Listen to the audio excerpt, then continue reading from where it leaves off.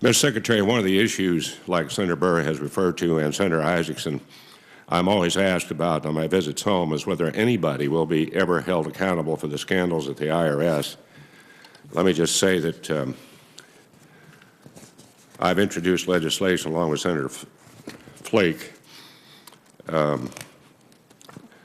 me get to that here. The bill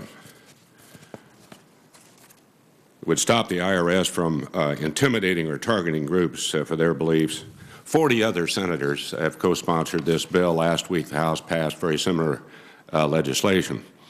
I hope this is on a fast track, and it would simply halt further action on the IRS's proposed regulations until ongoing investigations are completed by the Justice Department, the House Ways and Means Committee, and this committee, the Finance Committee.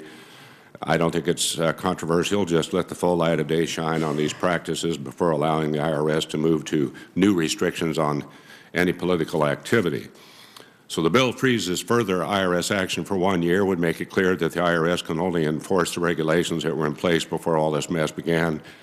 And Mr. Secretary, do you think it's appropriate to propose more regulations before the relevant committees, including this committee, have completed the investigation of the IRS actions? Senator, I think that your characterization of no one being held accountable is something that doesn't reflect what we've done. We brought in a new IRS commissioner. He replaced all of the intermediate levels of leadership in the chain to the incident that we have said was unacceptable and had to be something that was fully investigated and never done again. Policies were put in place to change the practices. And as I think we all know, the Inspector General report had a recommendation. All the things that I described were recommended, but it had an additional recommendation that the rules needed to be clarified because part of the problem was unclear rules. We have put out for comment a preliminary approach, which I might add doesn't even provide all the detail because we said in order to develop the detail, we needed comment from all parties. I know it doesn't have all the details. I'm concerned about that. Well, but that reflects its preliminary I know your clarification argument with regards to all this. Let me ask another question. In developing these regulations, why didn't the IRS, or why did the IRS limit the new rules to C4s and not apply them to regulated non-for-profit organizations such as unions?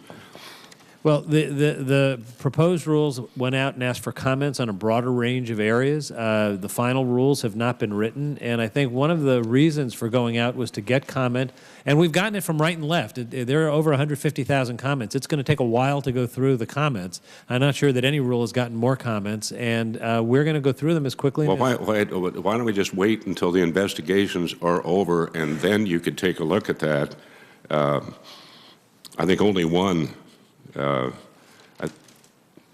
person was fired. Everybody else retired without any sanctions, and that was voluntarily. Let me just ask you the basic question here, because I talked to Mr. Fixit, who I refer to as the new man there.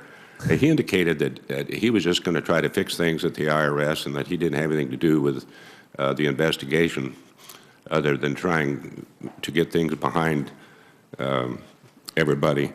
But is the Internal Revenue Service equipped to regulate political activity? Should we not reduce or eliminate the agency's role in this area and keep regulations of politics where it belongs, and that's the Federal Election Commission? I don't know why on earth we had to go down this road. Well, Senator, the rules in this area have evolved over a long period of time. The clarification proposed is intended to start a process of clarifying it so that there won't be the kind of ambiguity, and we look forward to working with Congress going forward as we review the extensive amount of interest that's reflected in the comments. I'm 24 seconds over time. I don't see anybody else. I would say to the acting chairman, I just have one other request, that the article by Bradley Smith back on February 26th in the Wall Street Journal be put on the record at this point. Without objection. It really gets to the heart of the matter. Everybody asks, how did this happen? How did this start? February 16, 2012, 7 members of the majority wrote to the IRS asking for an investigation of conservative organizations. I'm not saying that's where it started to begin with, but that sure gave it a push. And I think that's pretty obvious, and I really regret that that happened. My time is up. Although